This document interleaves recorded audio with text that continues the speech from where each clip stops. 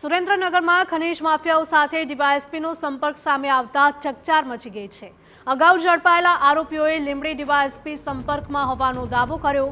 આરોપીઓ પાસેથી મળેલા 3 મોબાઈલમાંથી પણ ચોંકાવનારી માહિતી સામે આવી છે। આરોપીઓના ફોનમાં પણ લીંબડી ડીવાયએસપીના નામથી નંબર મળી આવ્યો। ડીવાયએસપી વિશાલ રબારીએ ખનીજ માફિયાઓના સંપર્કમાં હોવાનો સ્પષ્ટ ઇનકાર કર્યો છે। મોબાઈલમાંથી મળી આવેલો નંબર મારો નથી તેવું ડીવાયએસપી વિશાલ રબારીનું કહેવું છે।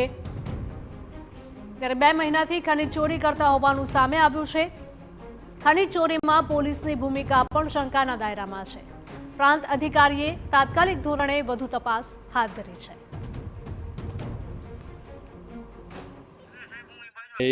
એક્ઝિક્યુટિવ મેજિસ્ટ્રેટ સામે જે નિવેદનો લખાયા છે અને પાસવર્ડ લઈ અને એમની ચકાસણી કરતા એમાંથી ડીવાયએસપી લીંબડી લખેલ જે વાતચીત થયેલી છે અને સેવ ડીવાયએસપી લીંબડી તરીકે જે નંબર કરેલો છે એની અંદર આ ખનિજ વહન બાબતે છે એ ચર્ચા થયેલી છે।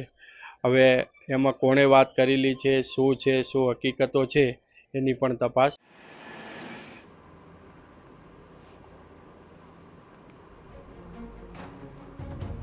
અમારા સંવાદદાતા સાજિદ જોડાઈ ગયા છે। સાજિદ, જણાવશો કે સુરેન્દ્રનગરમાં ખનીજ માફિયાઓ બેફામ બન્યા હોય તેવું લાગે છે અને આ માફિયાઓ સાથે ડીવાયએસપીનો સંપર્ક સામે આવતા હવે ચકચાર મચી ગઈ છે।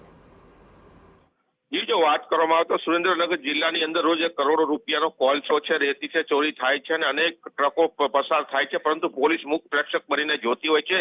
ત્યારે આજે કાલે જે પ્રાંત અધિકારી લીંબડી છે તેઓએ ચેકિંગ હાથ ધર્યું હતું। આ ચેકિંગ દરમિયાન જે મોબાઈલ હાથમાં આવ્યો હતો ને મોબાઈલની અંદર જે ડીવાયએસપી કરીને મોબાઈલમાં જે નંબર સેવ કરેલો હતો તે વ્યક્તિ છે તે વ્યક્તિ એવું કહે છે કે આ ડમ્પરો જવા દો આપણા છે તેવો આક્ષેપ કર્યો હતો, પરંતુ જ્યારે લીંબડી ડીવાયએસપી નો સંપર્ક કરવામાં આવ્યો ત્યારે લીંબડી ડીવાયએસપી આ બાબતે સ્પષ્ટ ઇનકાર કર્યો હતો કે આ મારો અવાજ નથી અને આ મારો મોબાઈલ નંબર નથી, પરંતુ આ જે ખનીજ માફિયાઓ છે તે ખનીજ માફિયાઓએ જ્યારે આ ડીવાયએસપીના નામથી નંબર સેવ કરી અને જે પ્રાંત અધિકારી છે તેમને બીવડાવવાની વાત કરી હતી। અને જો બીજી વાત કરવામાં આવે તો જે આ કાર ચાલક જે 2 આરોપીઓ પકડાયા છે તેઓ 2 મહિનાથી સતત રેકી કરતા હતા પ્રાંત અધિકારીની અને ક્યાં પ્રાંત અધિકારી રેડ પાડવા જાય છે તેની સંપૂર્ણ માહિતી ખનીજ માફિયાઓને આપતા હતા તેવું તેઓએ કબૂલાતનામામાં કબૂલ્યું છે લેખિતમાં। અને હાલ વાત કરવામાં આવે તો જે પ્રાંત અધિકારી છે તેઓએ હાલ ગૃહને આ બાબતે રિપોર્ટ પણ કરેલો છે અને રિપોર્ટ કરી અને હવે આગળ શું કાર્યવાહી થાય છે અને આ નંબર કોનો છે કે ડીવાયએસપી નો છે તે હવે ખુલાસો થશે। જી બિલકુલ સાજિદ, માહિતી બદલ આપનો આભાર।